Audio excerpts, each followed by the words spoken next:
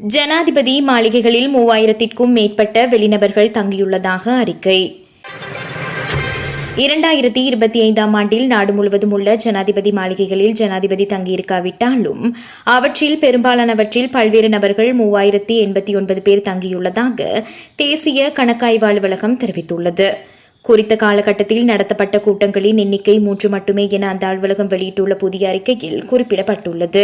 7 ஜனாதிபதி மாளிகையின் மின்சாரம், தொலைபேசி உள்ளிட்ட ஏனைய வசதிகளுக்காக அந்த ஆண்டில் 3,29,82,675 ரூபாய் செலவிடப்பட்டுள்ளது. கதிர்காமம், மையங்கணை மற்றும் பெந்தோட்ட ஆகிய மாளிகைகளில் 2025ஆம் ஆண்டில் எந்த ஒரு கூட்டமும் நடத்தப்படவில்லை என்பதுடன் எவரும் தங்கியிருக்கவும் இல்லை என அந்த அறிக்கையில் குறிப்பிடப்பட்டுள்ளது. இருப்பினும் 2025ஆம் ஆண்டில் தொலைபேசி, மின்சாரம் உள்ளிட்ட ஏனைய செலவுகளுக்காக 24,47,754 ரூபாய் செலவிடப்பட்டுள்ளது.